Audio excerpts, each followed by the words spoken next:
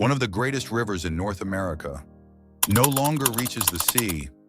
The Colorado carved the Grand Canyon, powered millions of homes, and fed entire cities across the West. But now, it's drying up, quietly, dangerously, and no one knows exactly how to stop it. This isn't a distant problem, it's unfolding now, in the world's richest country. And if it can happen here, it can happen anywhere. So what really happened to the Colorado River? And what does it mean for the millions of people and entire ecosystems who depend on it? Let's start at the source. The Colorado River begins in the snowy peaks of the Rocky Mountains in Colorado and Wyoming. From there, it winds over 1,400 miles through 7 U.S. states and into Mexico, finally emptying, at least it used to, into the Gulf of California. Along its path, it nourishes vast agricultural lands, quenches thirsty cities like Las Vegas, Phoenix, and Los Angeles, and sustains some of the most iconic landscapes on Earth. 40 million people rely on this river for drinking water, electricity, farming, and industry. But here's the problem: we've taken too much. Over the past century, we've dammed it, diverted it, split it up with legal agreements that overpromised and underestimated reality. In 1922, the Colorado River Compact divided the water between upper and lower basin states, based on years of unusually high flow. That mistake haunts the West to this day. One of the most famous dams in the world, Hoover Dam, was built to tame the Colorado. And for decades, it did just that. It generated power, created Lake Mead, and turned the desert into farmland. But now, Lake Mead is drying up. Photos from the last 20 years show a bathtub ring of minerals where water once stood hundreds of feet higher. It's the lowest it's been since it was filled in the 1930s. The reasons are many: population growth, rising temperatures, prolonged drought, and a fundamental misunderstanding. We thought nature would bend forever to our will, but rivers don't work like that.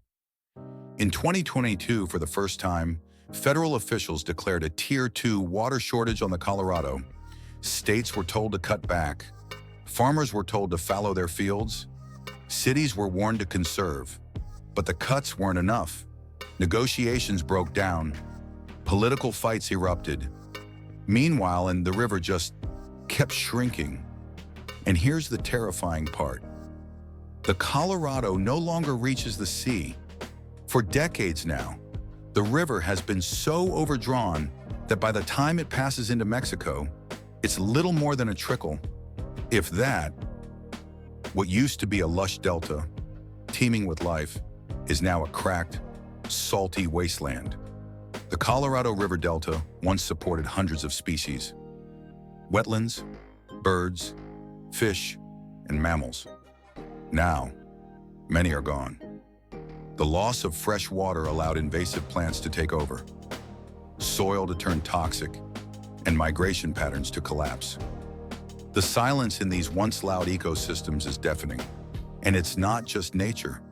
Communities in northern Mexico that once relied on the river for fishing, farming, and ceremony are left with dry beds and broken promises. The Kukapa people, indigenous to the region, have seen their traditional livelihoods vanish, their stories lost in the dust. In the small town of Yuma, Arizona, farmer Daniel Mendoza walks his fields and points to where lettuce used to grow.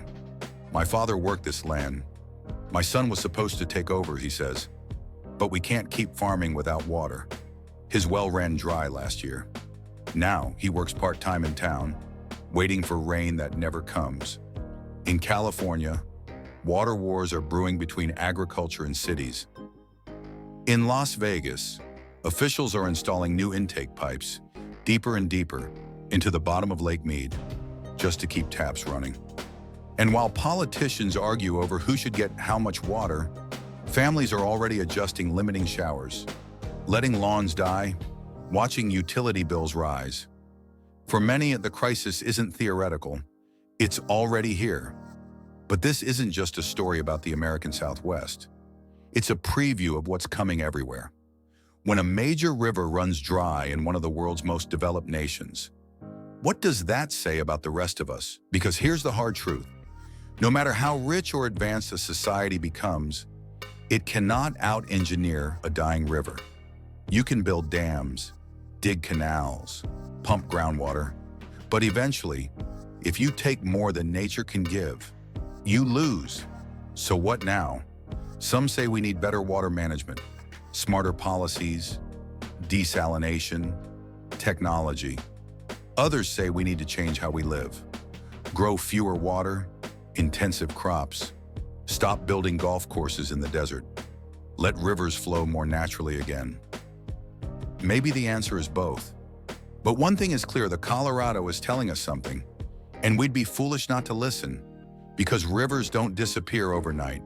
They vanish slowly, silently, until one day, it's too late. And when a river dies, it doesn't just take water, it takes memories, it takes generations, it takes everything built along its banks. Maybe we won't feel the full weight of this loss today, but our children will, and their children will inherit the cost of our silence. And if this story moved you, share it, subscribe, because the Colorado isn't just a river, it's a warning, and it's one the world can't afford to ignore.